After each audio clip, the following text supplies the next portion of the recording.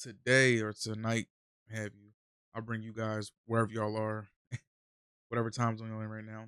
Um, a post from Spiritual Word, and it's a tweet. It's a tweet by a guy, and he says, "I'm sorry, but I'm depleted.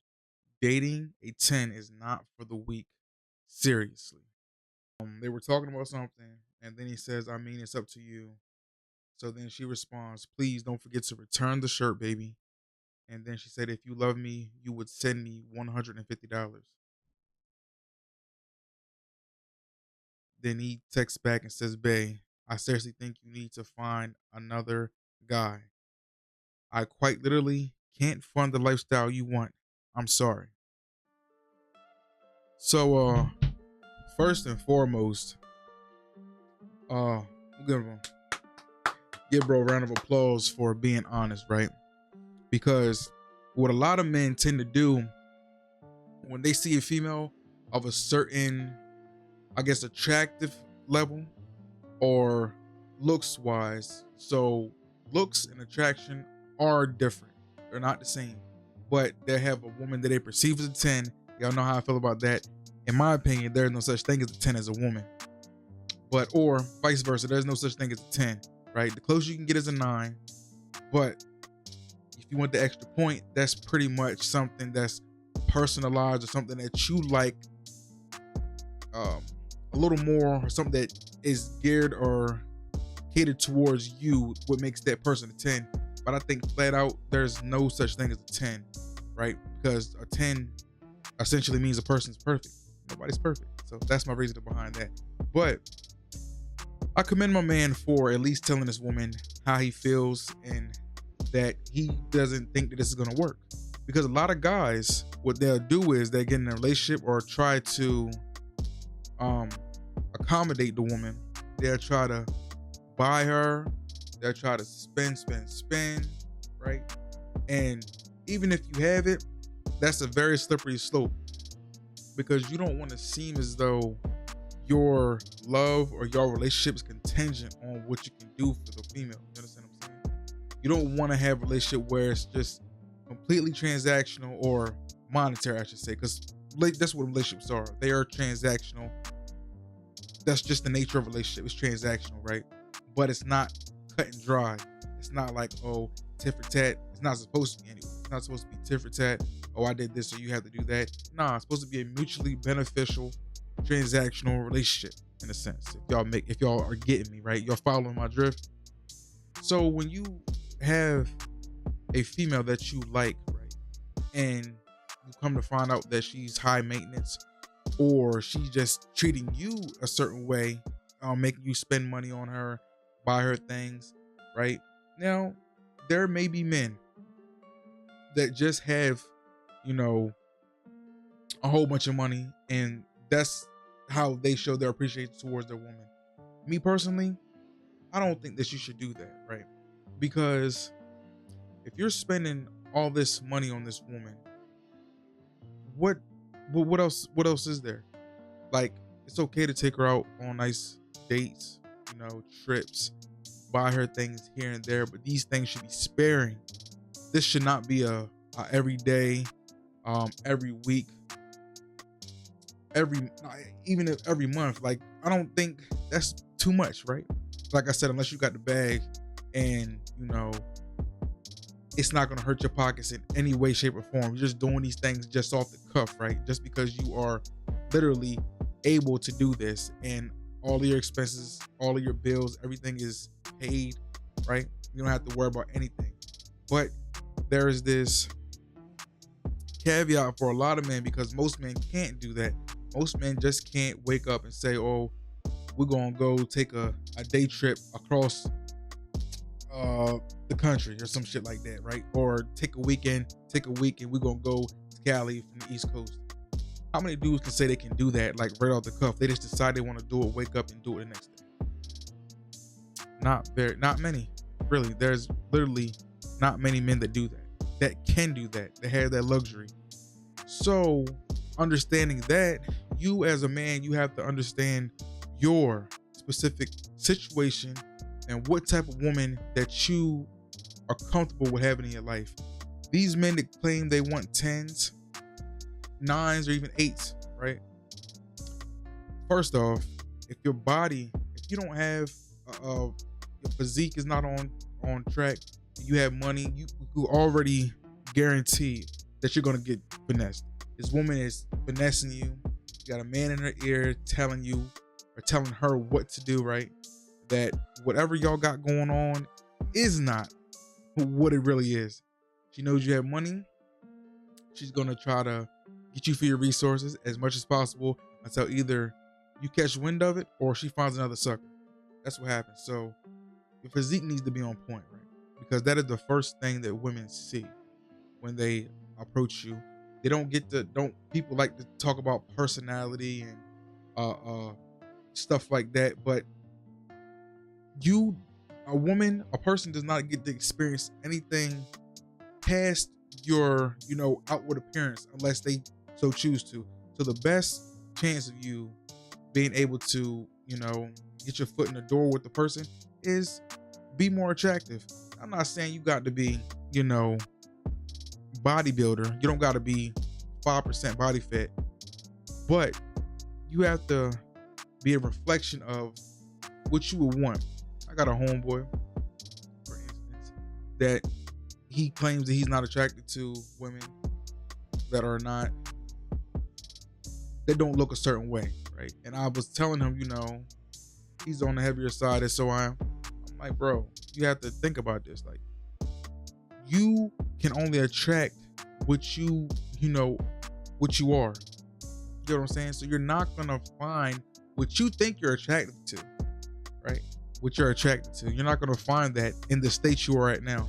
Now, take 2, 3, 4 years to get yourself together, and then we'll come back and revisit this topic. But until then, even if you were able to pull this, you wouldn't even know what to do with the woman of that caliber, because you have not had the experience, time, and you just don't know how to be or act around this person. And I'm afraid if you got that, you'll be at a point of no return, right?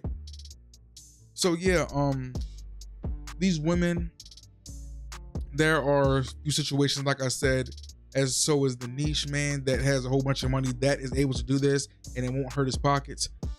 There are sometimes women that are very attractive that you can find, and they are, could be for you, right? But you really would not know how to distinguish these women without being around them for a certain amount of time. You get what I'm saying? So to pick apart these people, you have to spend a certain amount of time around them. And you can see, right, if you're trying to plan a date and she's flaking on you, you're trying to get in with her, trying to get in good, texting her, she's taking forever to text back. Finally get on a date, she's in her phone, not very receptive, not right conversing with you, not making eye contact with you. And pretty much if you bring up the topic of money or something along those lines that's going to benefit her, right? Or after the date, something comes up, automatically she has to go, she has to leave, she doesn't want to come back to the place with you. You can almost guarantee, like, after that happens 1 or 2 times, you could probably almost guarantee that this woman is not finding you, right, sexually desirable, right?